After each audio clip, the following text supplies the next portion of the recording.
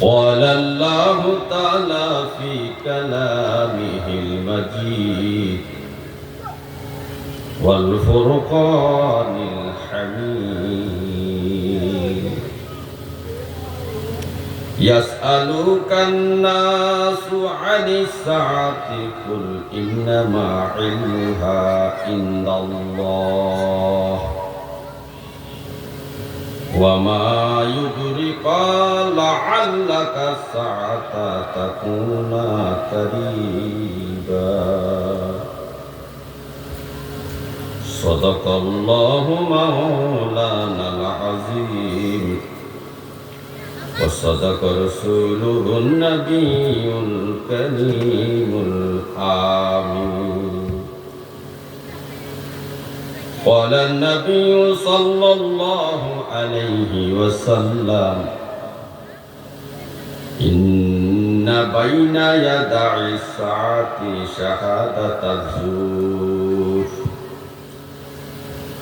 شهادة الزور وكتمان شهادة الحق أو كما عليه الصلاة والسلام إن الله وملائكته يصلون على النبي يا أيها الذين آمنوا صلوا عليه وسلموا تسليما صلاة يا رسول الله عليكم سلام يا حبيب الله عليكم صلاة يا رسول الله عليكم سلام يا حبيب আমল নাই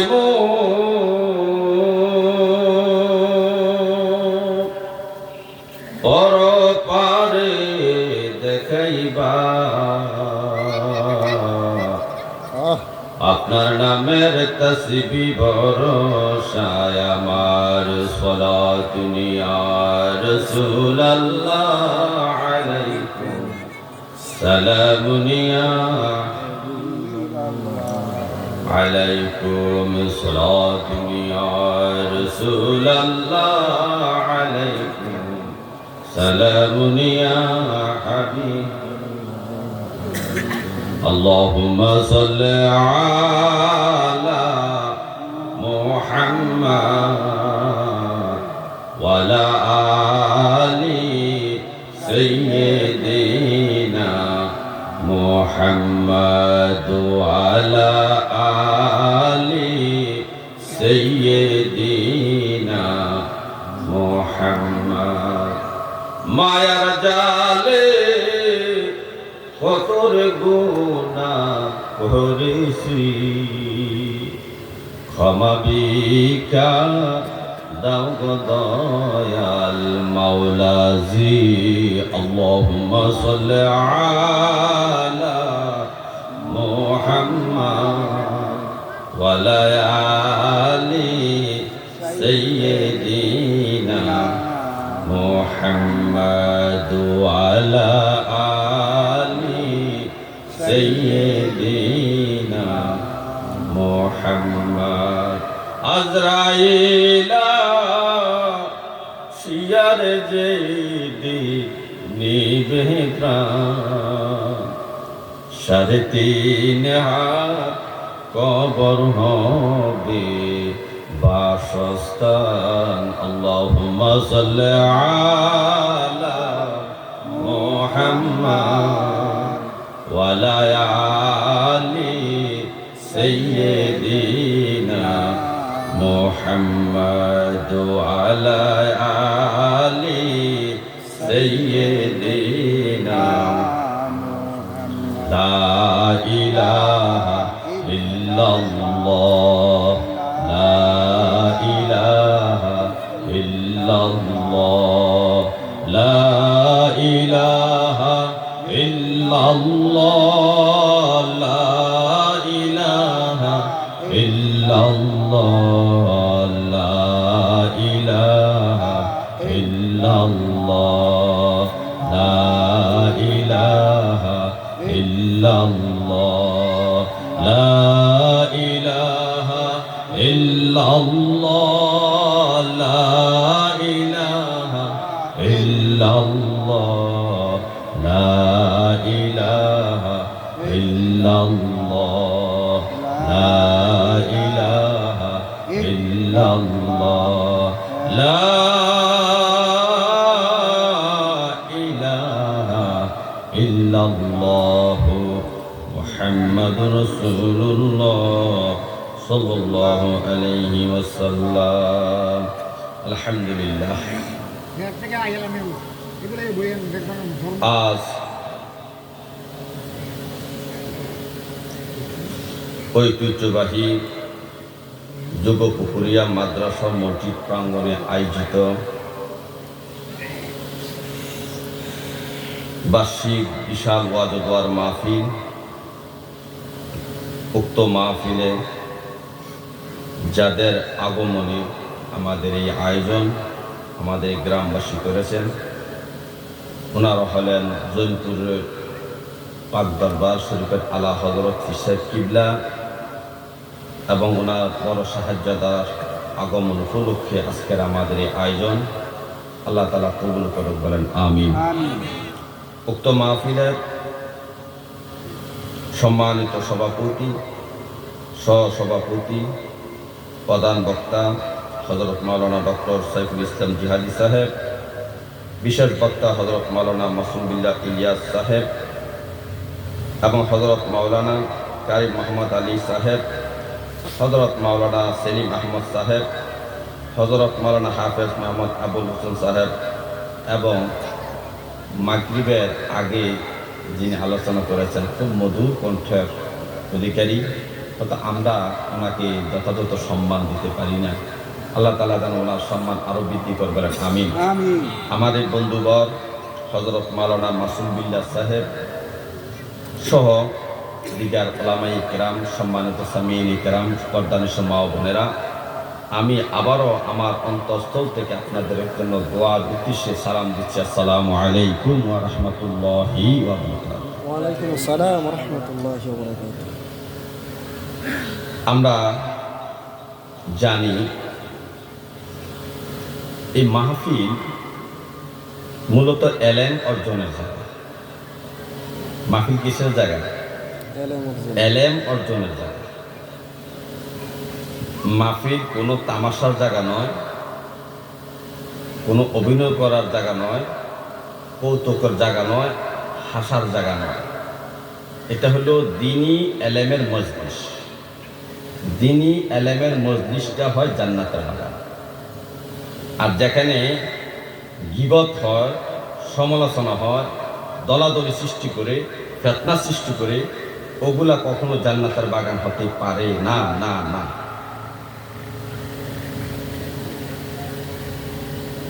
এই জন্য আমরা যারা এই জান্নাতের বাগানে বসছি মনোযোগ সহকারে আমরা দু চারটি কথা শুনবো। আল্লাহ তাআলা যেন আমাদেরকে এই কথাগুলো বুঝের মধ্যে এনে দেয়। ওমা তাওফীকি ইল্লা বিল্লাহ, আমিন। সম্মানিত হাজিরিন, আমি যে আয়াতে কারিমা তিলাওয়াত করেছি, হুজুর পাক সাল্লাল্লাহু আলাইহি সাল্লামকে উনার জামানার লোকেরা বারবার প্রশ্ন করতেন, আপনি যে বলেন পরকাল আছে, আখিরাত আছে, হাসরের মাঠ আছে, তো এগুলো হইব কোন দিন? কিয়ামত হইব কোন দিন? একটু কর না। আমরা তাই যে এগুলা অনেক বছর ধরে বলতে আছেন। মক্কায় বললেন 10 বছর, মদিনায় বললেন প্রায় 11 বছর মতো বললেন। 11 বছর লাস্টে যাইয়া মদিনা শরীফের হিজরতের পরে 11 বছরের পরে যাইয়া মানুষের মনের মধ্যে প্রশ্ন জাগলো এই কথাটা যে কিয়ামত কখন হবে। ঠিক এই কথাটাই আল্লাহ তাআলা কালামে পাকের মধ্যে সূরা আহজাবের মধ্যে এটা উল্লেখ করেছেন যে হাবিব ইয়াসআলুকান নাসু আনিস সাআহ, মানুষ আপনাকে প্রশ্ন করে কিয়ামত কখন হবে। আপনি শুধু কিয়ামতের কথাই বলেন, কিয়ামত হইতে দেখুন না। তো বলেন না কখন কিয়ামত হবে, কোন দিন কিয়ামত হবে, কোন সময় কিয়ামত হবে। একটু বলেন। তো আল্লাহ তাআলা তার হাবিবকে শিখাইয়া দিচ্ছেন, হাবিব আপনি বলেন, কুল ইন্নামা ইলমুহা ইন্নাল্লাহ, কিয়ামত কখন হবে, কোন সময় হবে, এটা একমাত্র জানে কে? আল্লাহ। আল্লাহ ছাড়া আল্লাহ সৃষ্টি জগতের কোনো মাখলুক জানে না কিয়ামত কখন হবে। এটা আপনি বলে দেন তাদেরকে যে কিয়ামত কখন হবে, এই এলেমটা, এই জানাটা কার হকে আছে? আল্লাহর হকে, আল্লাহই জানে। তো নবীজিকে এই কথা বলতে আবার বলে দিয়েছেন, ওমা ইউদরিকা লাআল্লা সাআতা তাকুনা করিবা, তবে আপনি বলে দেন হাবিব, সম্ভবত কিয়ামতটা কাছাকাছি চলে আসছে। কারিবা, কিয়ামতটা কি আসছে? কাছাকাছি। এখন এই আয়াতের মুরাদে যে আল্লাহ রাসূল সাহাবায়ে কেরামকে বলেছেন যে কিয়ামত কখন হবে সেটা তো একমাত্র আল্লাহই জানে, তবে আমি তোমাদেরকে কিছু লক্ষণ বলে দিতে পারি, যদি দেখো যে এই লক্ষণগুলা তোমাদের মধ্যে, তোমাদের সমাজের মধ্যে, তোমাদের জিন্দেগির মধ্যে এই লক্ষণগুলা প্রকাশ পাচ্ছে, তো মনে করবা কিয়ামত অতি নিকটে, কিয়ামত অতি নিকটে। এর মধ্যে কয়েকটা লক্ষণ সাহাবায়ে কেরামের সামনে আল্লাহ রাসূল বর্ণনা করেছেন। আমরা সেই কয়েকটা লক্ষণ শুনবো, এর মধ্যে একটু চিন্তা করব এই জিনিসগুলা বর্তমানে আছে কিনা, এই লক্ষণগুলো বর্তমানে প্রকাশ পাচ্ছে কিনা। যেমন কিয়ামতের একটা লক্ষণ হলো হঠাৎ মৃত্যু। এই হঠাৎ মৃত্যুটাকে আমরা আগে বলতাম হার্টফেল করে মরছে, আর এখনকার বিজ্ঞানের যুগে, আধুনিক যুগে বলে স্ট্রোক করে মারা গেছে। কি করে মারা গেছে? স্ট্রোক করে মারা গেছে। তো হযরত আনাস রাদিয়াল্লাহু তাআলা আনহু বর্ণনা করতেছেন হাদিসটা, যে আনাস বলতেছেন, জগতের মানুষ শোনো, আমার নবী বলেছেন, ইন্না মিন আমারাতি সাআ, নিশ্চয় কিয়ামতের অন্যতম একটা আলামত হইল আইয়াজহারা মাউতাল ফুজ্জাআ, আইয়াজহারা মাউতুল ফুজ্জাআ, কিয়ামতের অন্যতম একটা লক্ষণ হলো মানুষ হঠাৎ মৃত্যুবরণ করবে, মানুষ হঠাৎ মৃত্যুবরণ করবে। এই হঠাৎ মৃত্যুবরণটা এখন বেড়ে গেছে। আমাদের সমাজের মধ্যে দেখা যায় অনেক মানুষ স্ট্রোক করে, স্ট্রোক করার সাথে সাথে মৃত্যুবরণ করে। প্রেসার ওঠে, প্রেসার ওঠার সাথে সাথে তার রগগুলা, হাড়ের রগগুলা ছিঁড়ে যায়, সাথে সাথে মৃত্যুবরণ করে। প্রেসার, হাই প্রেসার এত বাড়ছে, তার মাথার সাথে যে স্নায়ুগুলা সংযোগ আছে, এই সংযোগগুলা হঠাৎ করে ঠাস ঠাস করে ছিঁড়ে যায়, মাথায় রক্ত জমাট হয়ে যায়, যার কারণে লোকটা অতি দ্রুত বেগে মৃত্যুবরণ করে।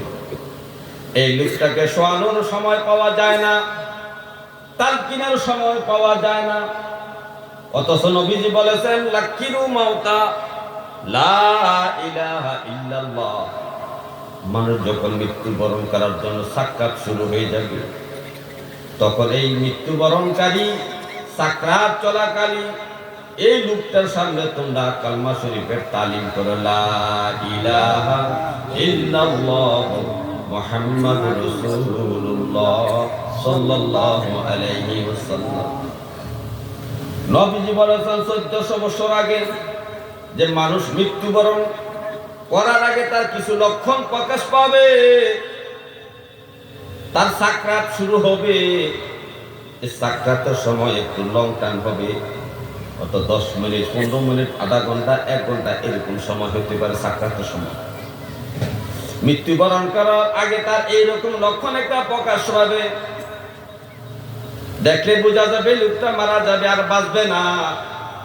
তখন তোমরা এই লোকটার সামনে কি করো, লাকুল মাউতা লা ইলাহা ইল্লাল্লাহ, এই পরপারের যাত্রী মৃত্যুবরণকারী ব্যক্তিদের সামনে তোমরা লা ইলাহা ইল্লাল্লাহ জিকিরটা করো। সেজন্য তোমার সাথে সাথে এই জিকিরটা করে দুনিয়া থেকে বিদায় নিতে পারে, বিদায় নিতে পারে। কিন্তু এখন তো তালকিন করারও সময় পাওয়া যায় না। একটা মানুষ হঠাৎ করে হাঁটতেছে, হঠাৎ করে মাটির পরে গুলো দম চলে গেল, ডাক্তার আয়সা বলে শেষ করছে, কি করছে? তাহলে নবীজি বলেছেন, হে আমার উম্মত, যখন তোমাদের সমাজে এই চিহ্নটা প্রকাশ পাবে, আইয়াজহারা মাউতুল ফুজ্জাআহ, হঠাৎ মৃত্যুবরণ করার সংখ্যা যখন বেড়ে যাবে, তখন মনে করবা কিয়ামত অতি নিকটবর্তী, কিয়ামত অতি নিকটবর্তী। তাহলে আমাদের সমাজে, আমাদের দেশে, আমাদের গ্রামে, আমাদের পাশাপাশি গ্রামে, আমাদের বন্ধু বান্ধব থেকে শুরু করে এরকম মৃত্যুবরণ বাড়তেছে না কমতেছে? বাড়তেছে। তাহলে এতে বোঝা গেল হঠাৎ মৃত্যুবরণ করাটা কিয়ামতের আলামত, কিয়ামতের আলামত। হে আমার ভাইও, কিয়ামতের আরেকটা আলামত হলো, হযরত আনাস রাদিয়াল্লাহু তাআলা আনহু এই হাদিসটা বর্ণনা করেছেন। হযরত আনাস বলতেছেন, লা তাকুমু সাআতা হাত্তা ইয়ারফাউল ইলমা ইয়াযহারাল জাহলু। হযরত আনাস বলেন, হে জগতের মানুষ শোনো, কিয়ামত ততক্ষণ পর্যন্ত কায়েম হবে না, ততক্ষণ পর্যন্ত কিয়ামত হবে না, হাত্তা যতক্ষণ পর্যন্ত না ইয়ারফাউল ইলমা ইয়াযহারুল জাহলু, দ্বীন ইলম উঠে যাবে, মূর্খতা প্রকাশ পাবে। দ্বীন ইলম উঠে যাবে, মূর্খতা প্রকাশ পাবে। মূর্খতা প্রকাশ মানে আমি জানি না, আমি পারি না, এটা আমি জানি না, এটা আমি করতে পারি না। দ্বীন ইলম হলো কোন জিনিসটা? দ্বীন ইলম হলো ঈমান, নামাজ, রোজা, হজ, যাকাত, ইসলামের 5টা স্তম্ভ। ঈমান, নামাজ, রোজা, হজ, যাকাত, এই 5টা স্তম্ভের সম্পর্কে ইলম অর্জন করা প্রত্যেকটা মুসলমানের উপর ফরজ,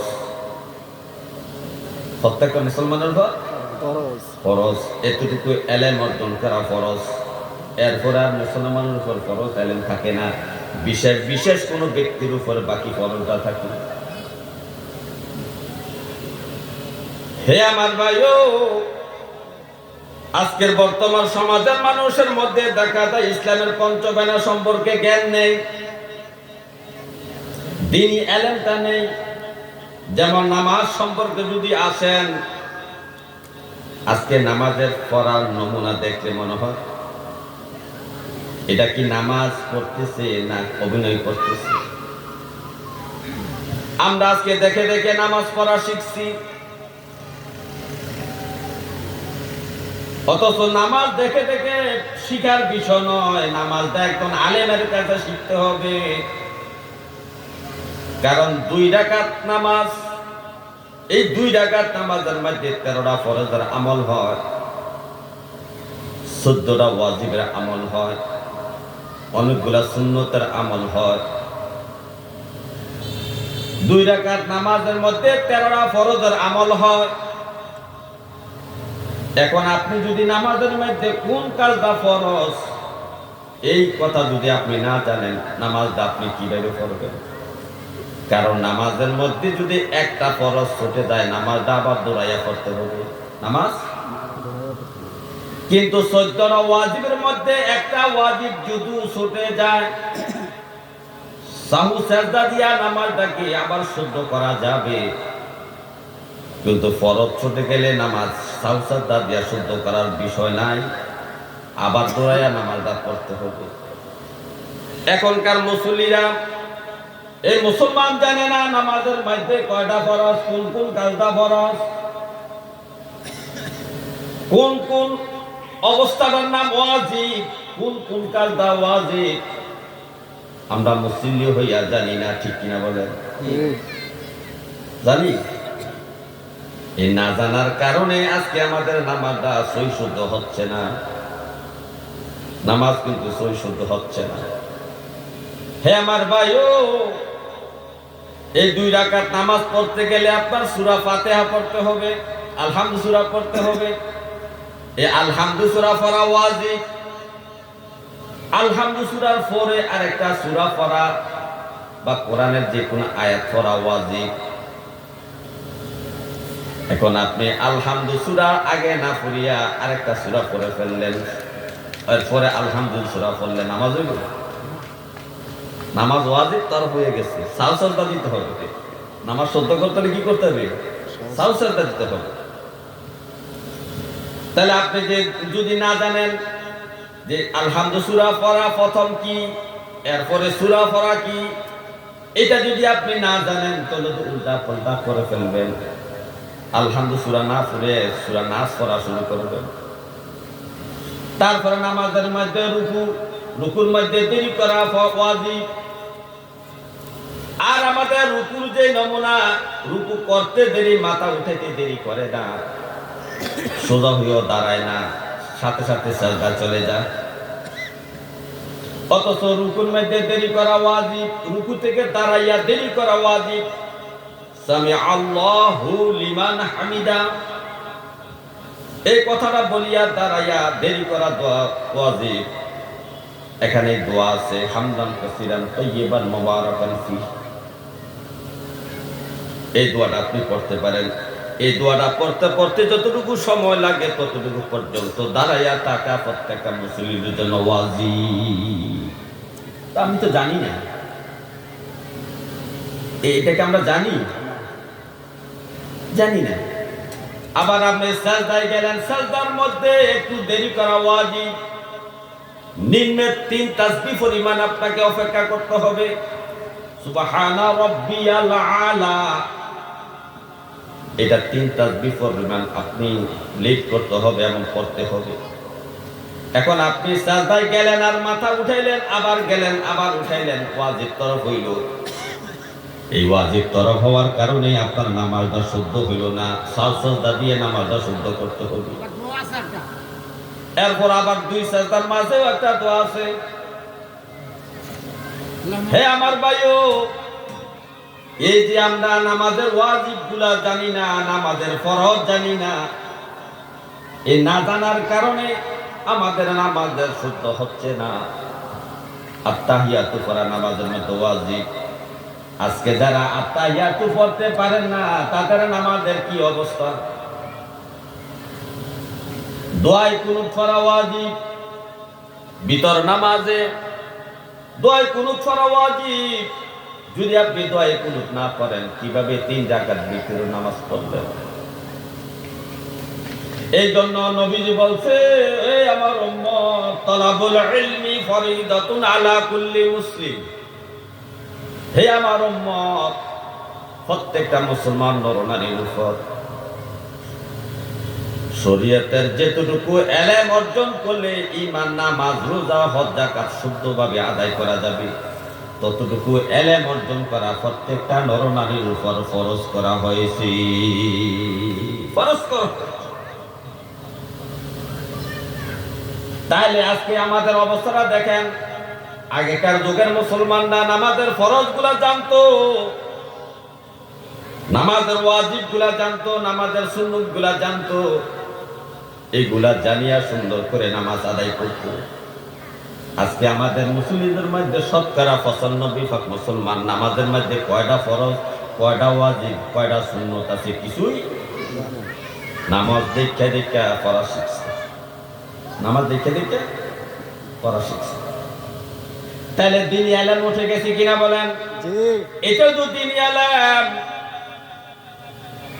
এইটাই দিনী ইলম। হে আমার ভাই, নবীজি বলছেন,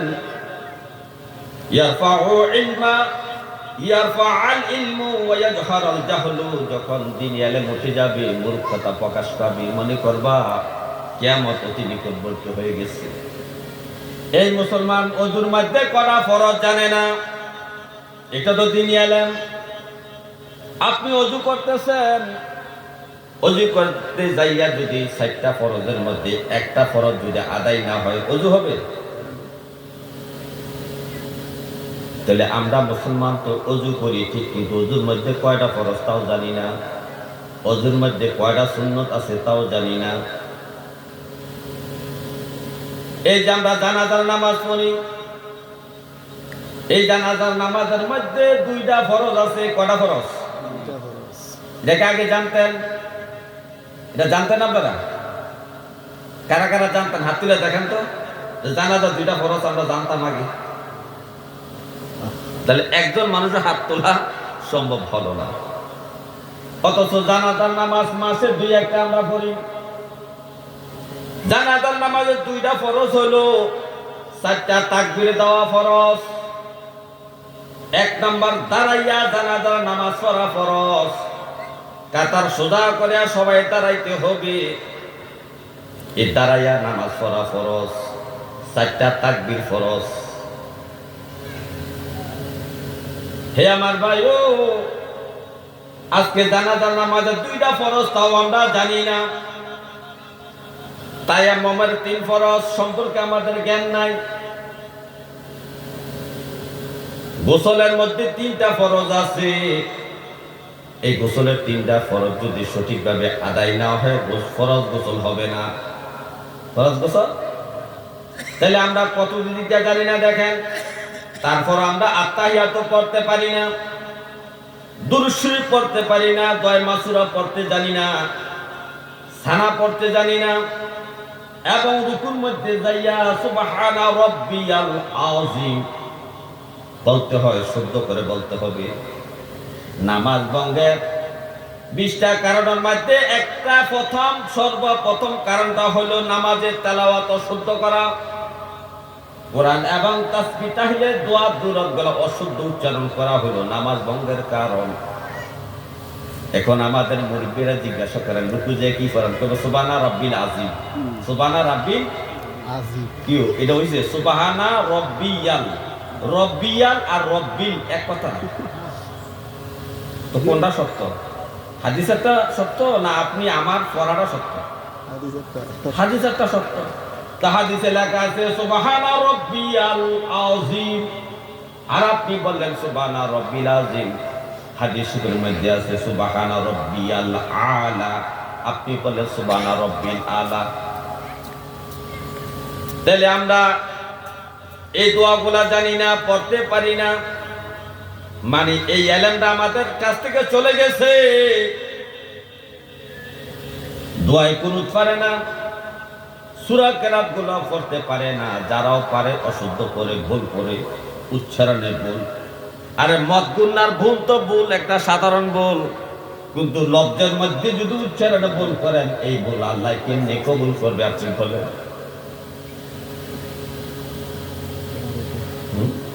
ওই যে আমরা সূরা পড়ি, আলাম তারা কাইফা হালা রাব্বুকা, এটা বুঝে আলাম তারা কাইফা হালা।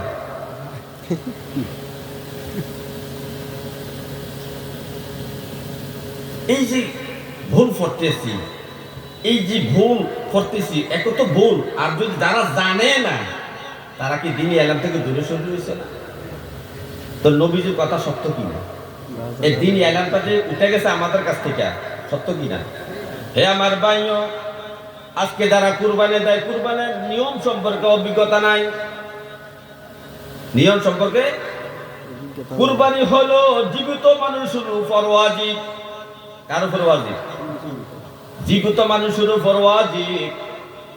আর এই সংসারের প্রধান কর্তা যিনি কামাই করতেছেন, সংসারটা চালাইতেছেন, কামাই করে, আয় করে সংসার চালায়, ওই ব্যক্তির উপর কুরবানি ওয়াজিব। এখন আমার বাবা কামাই করে না, আমার বাবার সম্পত্তিও নাই, আমার বাবার ব্যবসা বাণিজ্য নাই, আমার বাবা বেকার বাড়িতে থাকে, আমরা খাওয়াইলে বাবা খায়, আমরা লক্ষ লক্ষ টাকা কামাই করি মাসে।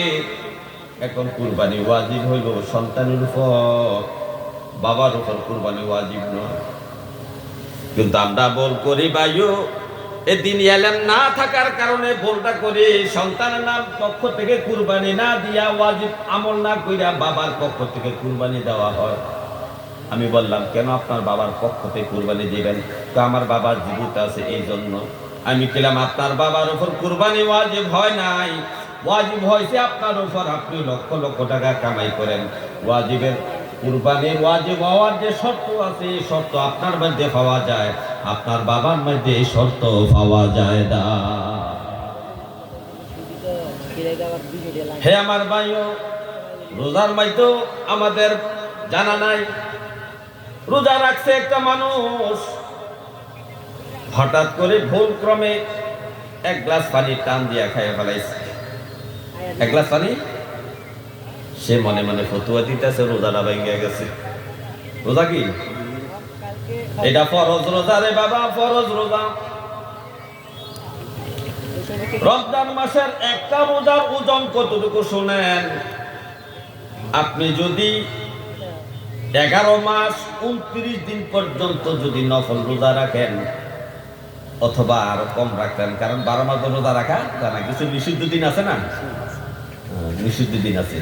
এই নিষিদ্ধ দিন ছাড়া যদি আপনি বাকি দিনগুলোর মধ্যে রোজা রাখেন, নফল রোজা, ওই যে সবাই বরাত রোজা রাখেন, আপনারা বিভিন্ন উপলক্ষে যে রোজা রাখেন, সোমবারে শুক্রবারে যে রোজা রাখেন, বৃহস্পতিবারে যে রোজা রাখেন, এই রোজাগুলা এক পাল্লায় তোলেন। আর রমজান মাসের একটা ফরজ রোজা এক পাল্লায় তোলেন।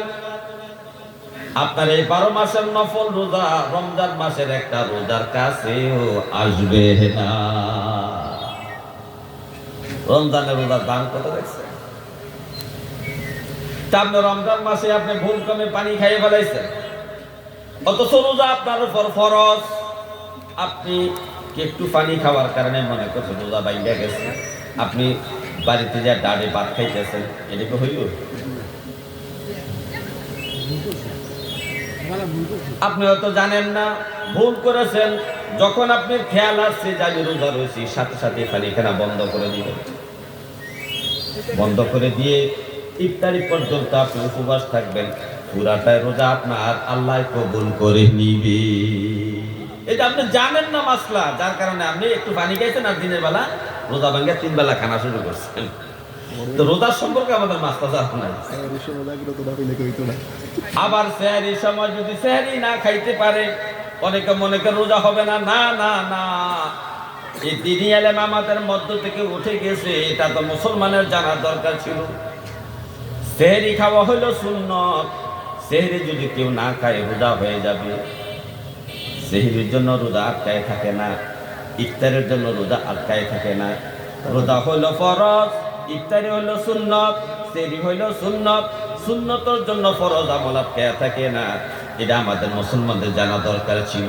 এই জন্য অনেক আমার মা বোনেরা, অনেক বাবারা রমজান মাসে সেহরি না খাইতে পারলে সকালবেলা বলে সেহরি খাইতে পারি নাই তো রোজা হয় নাই, সুতরাং সকালবেলায় নাস্তা শুরু করছে। এটা হচ্ছে ওই দিন এলেম না থাকার কারণে।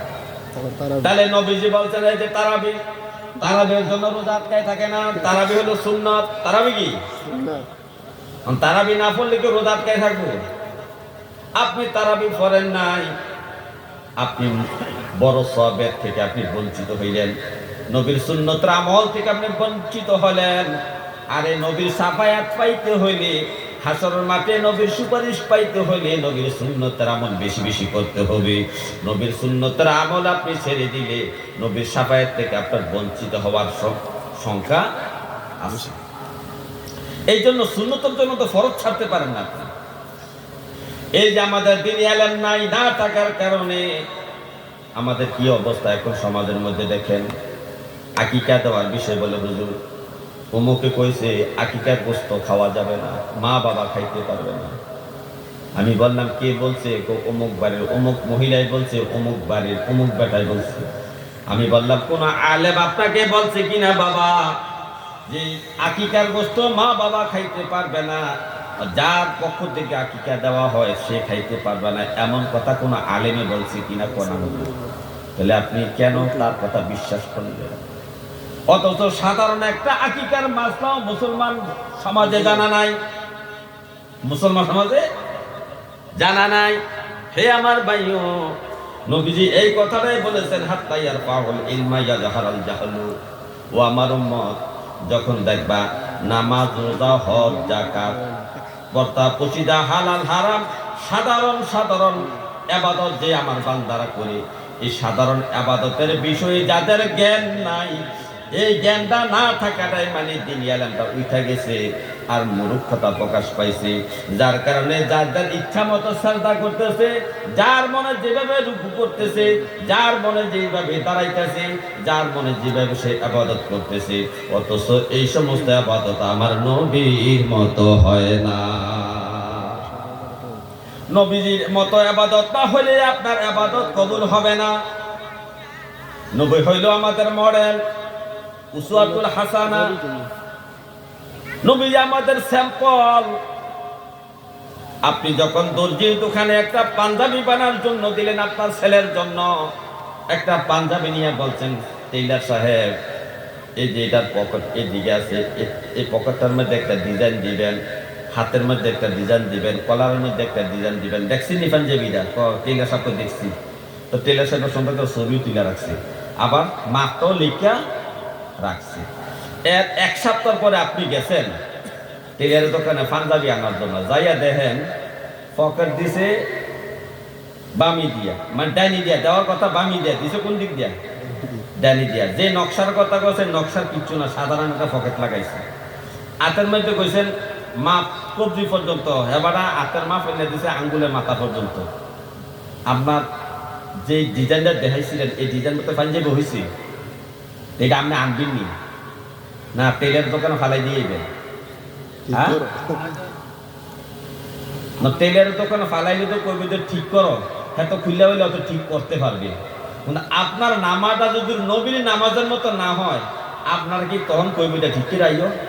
হাসর মাঠে এই কথা বলবে? সুযোগ নেই। হে আমার ভাইও, গভীর ভাবে মনোযোগ। হাসর মাঠে নবীজি বলেছেন, হাসর মাঠে কিছু কিছু নামাজি নামাজকে, কিছু কিছু নামাজি নামাজকে পুতলা বানাইয়া তার মুখের মধ্যে ইটা মারবে, মুখের মধ্যে ইটা মারবে।